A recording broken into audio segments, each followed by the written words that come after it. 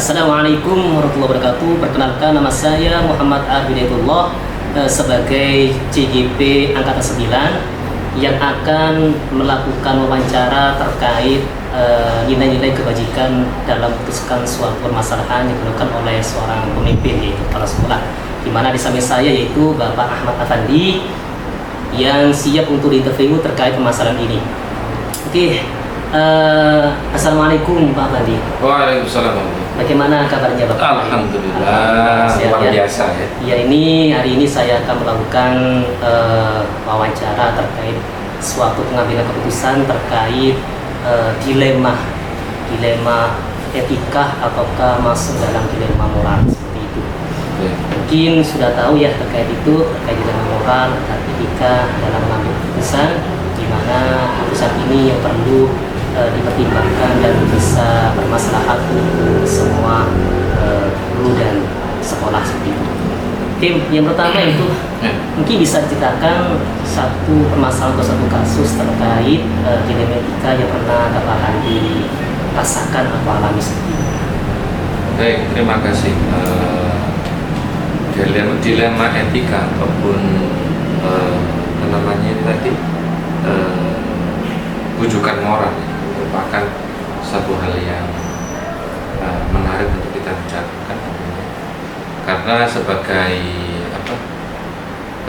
pemimpin tentu pasti akan mengalami hal yang semacam ini. Ada dua hal yang secara garis besar dilihat itu merupakan suatu hal yang sama-sama baik ya, namun perlu pertimbangan tertentu untuk melakukan mana yang harus dilakukan. Nah, saya ambil contoh semisal ketika pada saat itu saya mendapatkan undangan untuk menghadiri kegiatan diklat kepala sekolah tentang pendidikan inklusif waktu itu dilaksanakan di Malang ya. Nah, pada saat yang sama sebenarnya sebagai anggota MKKS itu juga ada kegiatan. Jadi MKKS itu ada kegiatan studi banding waktu itu kita ke daerah Jawa Tengah kalau tidak salah ya waktu itu. Nah, itu terjadi di waktu yang sama sebenarnya, meskipun memang adanya undangan ataupun adanya rencana kegiatan itu MKKS terlebih dahulu ya yang keluar rundown kegiatan, jadwal kegiatan, yang tanggal pemberangkatan itu sudah ada terlebih dahulu. Namun saya karena sebagai kepala sekolah penggerak kemudian tidak mengikuti kegiatan pendidikan inklusif, workshop waktu itu pendidikan inklusif, tentu akan mengkhawatirkan adanya pertanyaan dari pihak panitia ataupun dari BPGP waktu itu, sehingga ya terpaksa saya harus melakukan keputusan mana yang harus saya lakukan.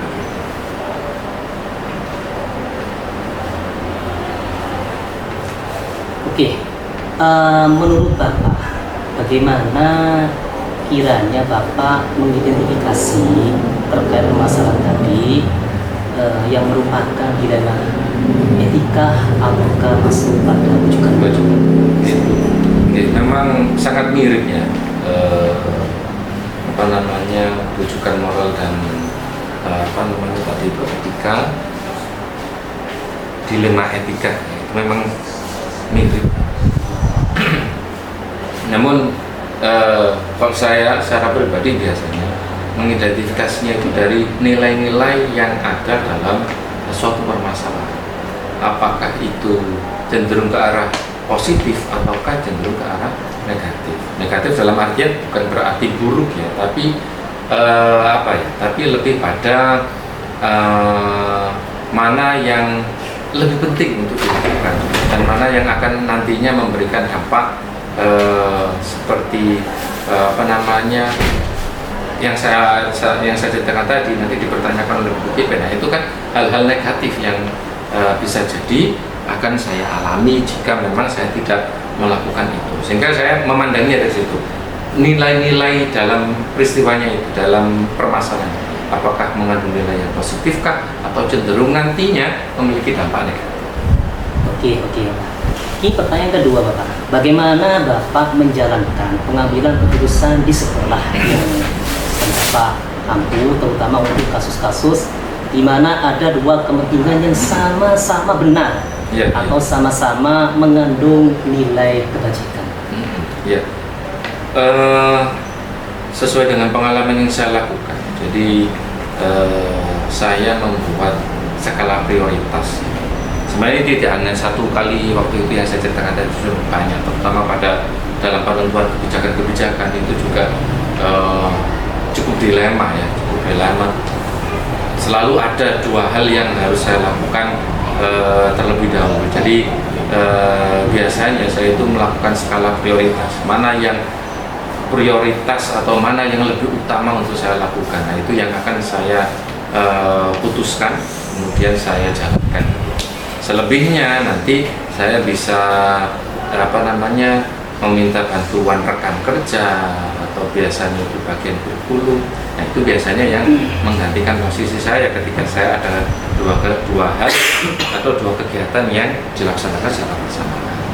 Berarti ketika mengambilkan keputusan itu yang berarti ada mementingkan skala prioritas. Betul sekali. Tanpa meninggalkan kewajiban. Betul. Oke, Pak, mungkin adakah langkah-langkah atau prosedur yang Bapak terapkan yang biasa Pak lakukan dalam menangani kasus seperti ini? Ya, baik.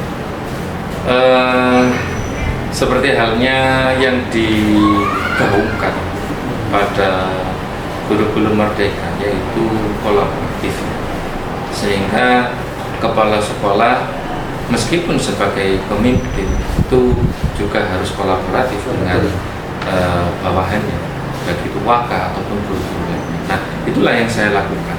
Artinya ketika sudah ada kegiatan yang akan terjadi bersamaan, tentu nanti saya akan berdiskusi dengan rekan-rekan yang lain, siapa kiranya nanti yang akan mampu merepresentatifkan kepala sekolah untuk mengikuti kegiatan tersebut. Tentu tidak semua ya. Semisal saja ada kegiatan dua kegiatan rapat misalkan.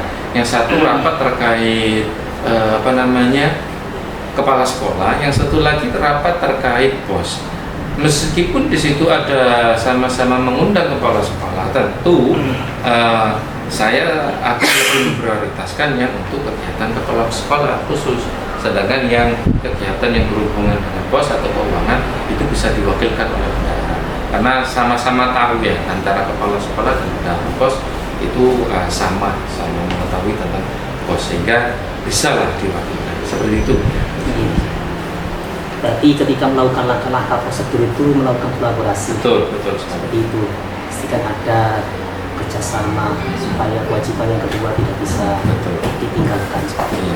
Oke, untuk pertanyaan selanjutnya, Pak, hal-hal apa saja yang selama ini Bapak anggap efektif dalam penanganan atau pengambilan keputusan di dalam etika, Pak? Ya. Efektif itu tentu ya, dikatakan efektif itu tentu ketika sebuah kebijakan itu atau sebuah keputusan dilakukan dengan baik dan lancar ya. Nah, biasanya itu menjadi efektif ketika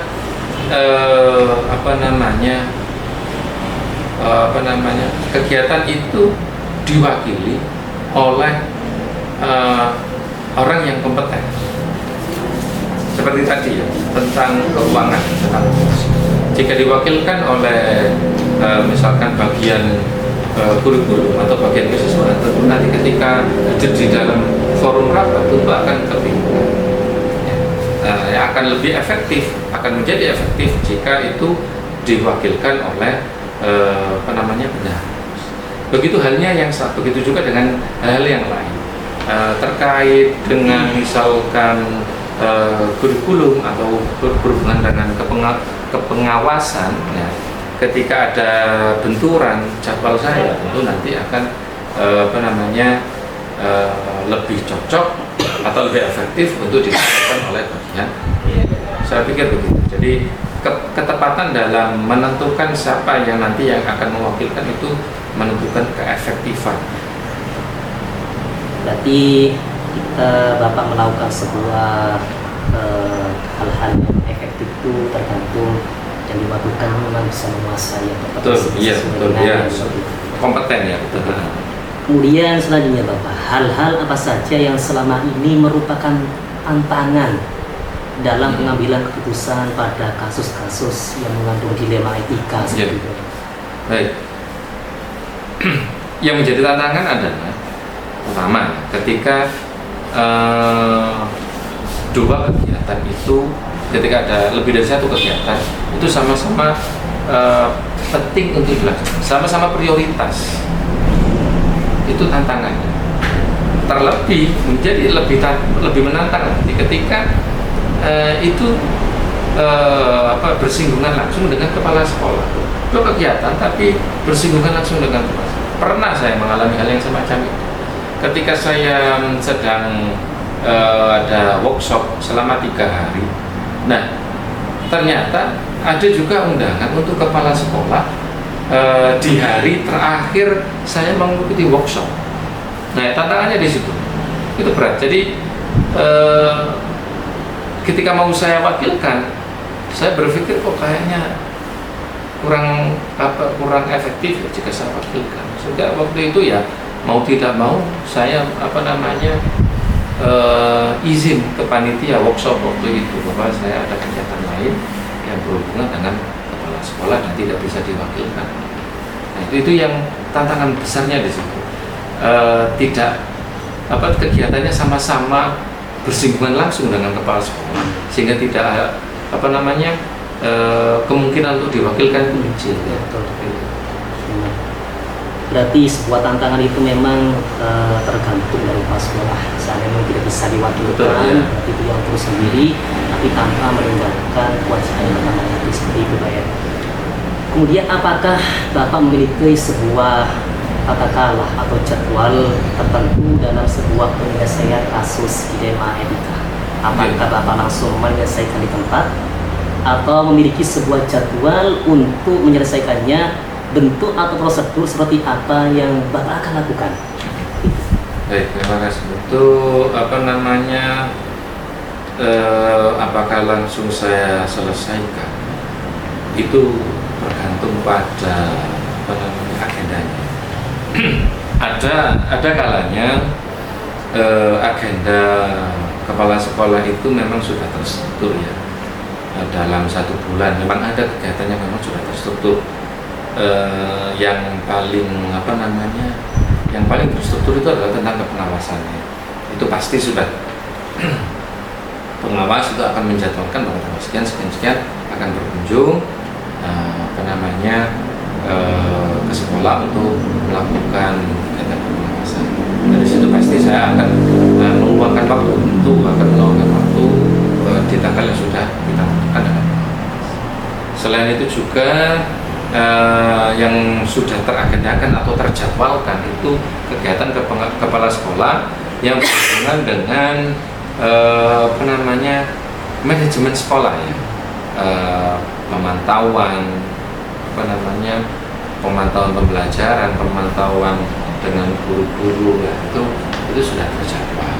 Nah, kalau sudah terjadwal seperti itu, tentu penyelesaiannya itu jangan terjadwal juga. Sehingga misalkan saya berbarengan dengan kegiatan kepengawasan, maka tentu langsung saya buatkan jadwal.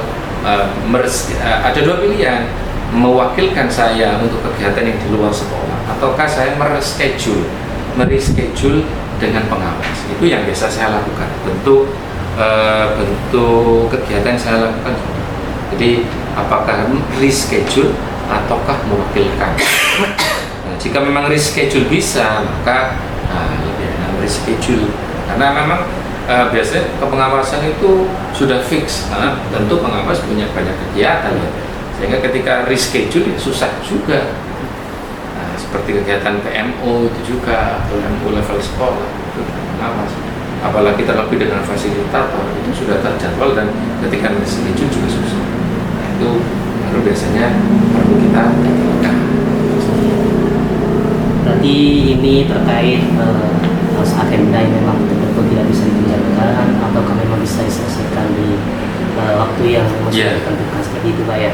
Jadinya intinya tidak boleh meninggalkan kewajiban dan kebijakan-kebijakan dalam menyelesaikan suatu masalah. Oke, kemudian Bapak, adakah seseorang atau faktor-faktor apa yang selama ini mempermudah atau membantu Bapak dalam pengambilan keputusan dalam kasus-kasus dilema etika? Bisa dijelaskan? Faktor-faktor yang membantu itu tentu rekan kerja ya, saya pikir. Karena bagaimanapun pemimpin juga harus berkolaborasi dengan rekan kerja. Jadi faktor-faktor menentukan apakah dilema etika ini bisa saya bisa saya lalui dengan efektif, dengan lancar, tentu faktor pendukung yang paling utama itu adalah kolaborasi dengan rekan kerja. Begitu saya. Berarti yang paling penting memang kolaborasi rekan kerja itu menentukan bisa menciptakan suatu masalah gitu ya. Teman pemuda, membantu Bapak dalam menyelesaikan diskusi dan sebagainya. Yang terakhir Bapak, dari semua hal yang telah disampaikan tadi, pembelajaran apa yang dapat Bapak petik atau ambil hikmah dari pengalaman Bapak mengambil keputusan dilema etika tadi? Baik, kesimpulan dari atau pembelajaran dari kesemua itu adalah menjadi sangat penting bagi kita untuk membuat prioritas-prioritas sehingga tujuan kita itu lebih terarah. Saya pikir seperti itu. Karena jika tidak ada skala prioritas itu, khawatir yang menjadi tujuan utama itu justru bias ya, justru malah melenceng kemana-mana. Saya pikir itu yang pembelajaran yang pertama ya, bagi saya. Dan yang kedua itu adalah antusiasme rekan kerja ataupun kolaborasi dengan rekan kerja itu sangat penting.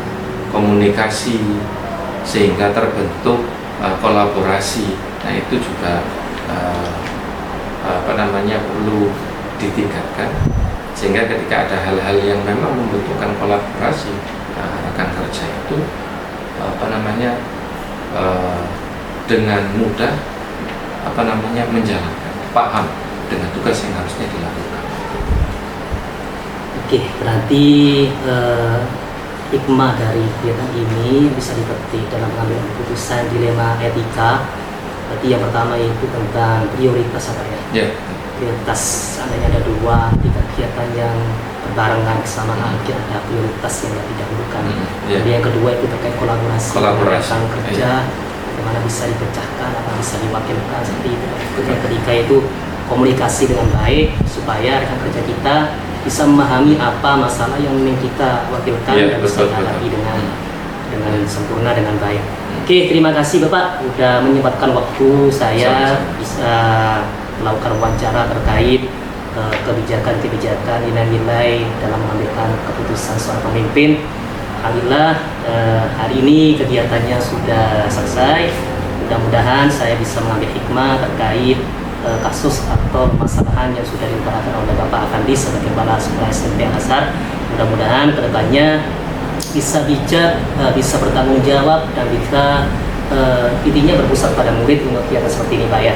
Bisa dilaksanakan dan maksimal. Terima kasih Bapak. Assalamualaikum warahmatullahi wabarakatuh.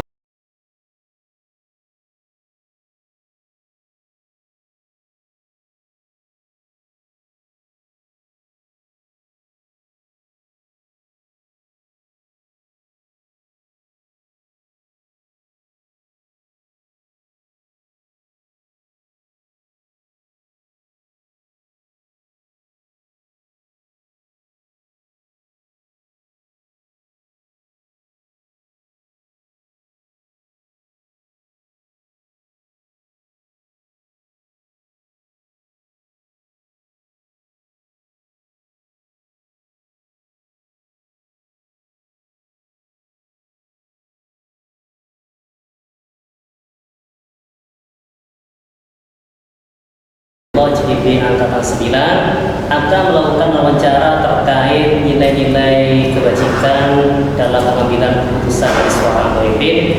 Dan saat ini saya bersama di samping saya yaitu Bapak Muhammad Mahdi dari Kepala Sekolah SDN Atfal Yayasan Sunia Salafiyah. Assalamualaikum Bapak Mahdi. Waalaikumsalam. Oke, hari ini saya akan melakukan wawancara terkait dilema etika dan moral. Bagaimana etika moral ini, bagaimana Bapak Mahdi akan menjelaskan mungkin ada terkait kasus atau masalah yang pernah Bapak Mahdi alami ketika itu yang berbarengan, yang dimana masalah ini bisa dilaksanakan betul-betul dengan baik. Mungkin bisa diceritakan kasus apa atau permasalahan apa yang pernah Bapak Mahdi alami ketika menjabat sebagai kepala sekolah pada saat itu. Terima kasih atas waktunya. Biasanya kegiatan yang bersamaan di setiap lembaga itu kayak seperti kegiatan MKKS kepala sekolah, teman kepala sekolah, dan kegiatan undangan dari dinas pendidikan. Ketika itu berbenturan, ya kita skala dulu yang mana yang lebih penting dulu. Ketika memang di dinas itu ada sesuatu yang bisa diwakilkan ke dunia saya, bisa kita wakilkan. Kalau tidak ya kita dudukan yang dinas dulu, karena MKKS itu bisa nanti bisa ditunda. Oke, berarti skala prioritas yang perlu ditekankan terlebih dahulu setelah kematian, dan yang lainnya tanpa meninggalkan kewajiban tapi bisa dilakukan sehingga keduanya bisa terlaksana. Bisa terlaksana baik. Oke. Selama ini bagaimana Bapak dapat mengidentifikasi kasus-kasus yang merupakan di situ dilema etika atau rujukan moral seperti itu? Apa mungkin yang bisa diidentifikasi kasus itu? Kalau yang itu identifikasi dilema etika, apakah itu masuk rujukan moral? Ya seperti apa ya? Ya kegiatan di kelas, mungkin di kelas ketika ada kegiatan guru kepala sekolahnya ya? Kepala sekolah ya? Kepala sekolah itu kan kepala sekolah juga di lembaga swasta itu kan juga mengajar di lembaganya juga. Nah, ketika kita ada tugas mengajar di kelas dan berbarengan dengan kegiatan kepala sekolah di luar sekolah, maka ya mau tidak mau kita lihat dulu bagaimana kegiatan seperti itu. Nah, kalau memang kegiatan itu tidak bisa ditinggalkan, ya mau tidak mau kita tetap ikut kegiatan itu tanpa meninggalkan tugas kita di kelas. Paling tidak nanti kita kasih tugas siswanya dengan minta tolong pada guru yang berada di lembaga yang sama atau guru piket yang ada seperti itu. Oke, mungkin dengan cara melimpahkan kepada guru piket yang seandainya perbenturan. Memang di kita ini kan sekolahnya swasta, kadang-kala kalau sekolah juga mengajar juga, kecuali di sekolah negeri memang beda. Jadinya bisa memberikan tugas atau memberikan kewajibannya kepada guru piket supaya benar-benar terlaksana kedua-duanya. Selanjutnya Bapak Mahdi, selama ini bagaimana Bapak menjalankan pengambilan keputusan di sekolah, terutama untuk kasus-kasus di mana ada dua kepentingan yang sama-sama benar atau sama-sama mengandung nilai kebajikan? Bagaimana untuk pengambilan keputusan ini? Untuk pengambilan keputusan suatu permasalahan kita diskusikan dulu. Kita kerja yang lain, bagaimana apa yang harus kita ambil yang lebih baik lagi dari sebelumnya. Oke, berarti poin yang paling penting itu yang bisa diambil yaitu diskusikan dulu mana yang menjadi skala prioritas itu dilakukan terlebih dahulu, dan kemudian mungkin peristiwa yang lain bisa diselesaikan tanpa menyebabkan semuanya. Langkah-langkah atau prosedur seperti apa yang biasanya Bapak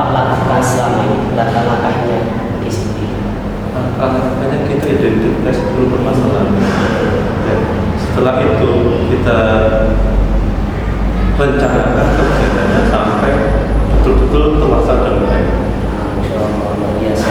Jadi dengan cara identifikasi dulu apa masalahnya, kemudian direncanakan dan mungkin dieksekusi seperti itu ya. Memang betul-betul matang, betul-betul mana yang menjadi prioritas utama seperti itu. Oke, hal-hal apa saja yang selama ini Bapak anggap efektif dalam pengambilan sebuah keputusan pada kasus-kasus dilema etika? Apa mungkin yang dianggap efektif yang bisa dilakukan oleh Bapak dalam pengambilan keputusan?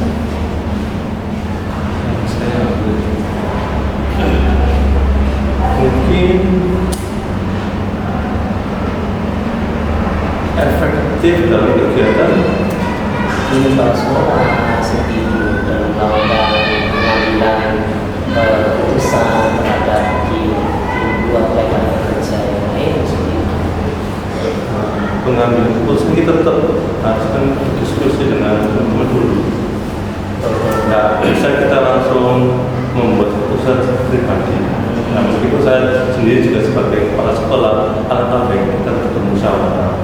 Intinya diskusi mungkin ya, musyawarah seperti itu Iya, supaya sedang lebih maksimal. supaya prinsip tanggung jawabnya terlaksana, dan kewajiban universitas juga terlaksana, dan kewajiban yang berpusat pada murid juga terlaksana. Oke, apakah Anda atau Bapak memiliki sebuah tata cara atau jadwal mungkin ya?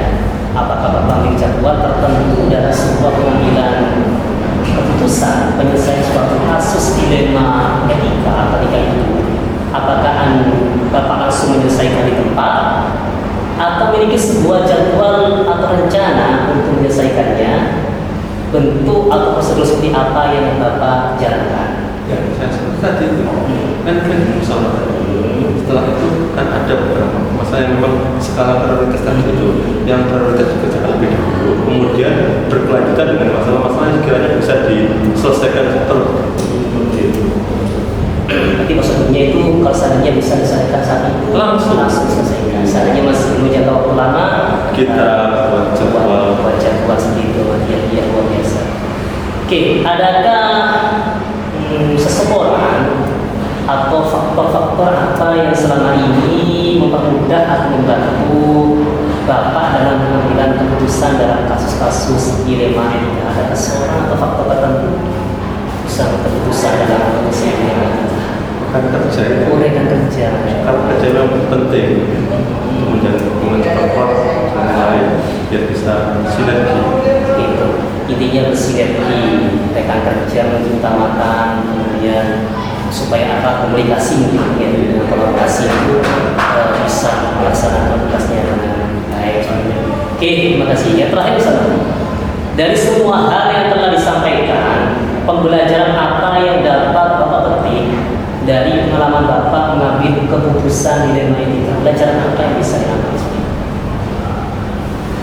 Pelajaran dari yang saya ambil semuanya dapat kebaikan, mulai dari kegiatan tidak tertinggalkan, kelas juga aman terkendali, siswa juga mendapatkan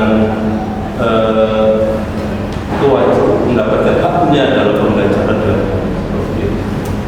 Berarti semuanya bentuk kebaikan, jangan sampai ditinggalkan, kemudian kerja juga tetap melaksanakan tugas sebagai kepala sekolah, dan juga yang penting hak yang paling utama itu siswa. Jangan sampai dilupakan atau diakhirkan atau diabaikan. Oke. Mungkin sampai di sini dulu pertemuan kita nanti. Saya terima kasih bisa diberikan waktu untuk melakukan wawancara terkait pengambilan keputusan yang mengandung dilema etika atau rujukan moral yang telah Bapak sampaikan. Ini sungguh luar biasa, bisa menambah wawasan dari saya. Mudah-mudahan kita bisa bertemu lagi kembali ya. Kita dialog lagi, bisa tukar pandangan seperti itu untuk pertemuan lagi. Oke, terima kasih Mati. Assalamualaikum warahmatullahi wabarakatuh.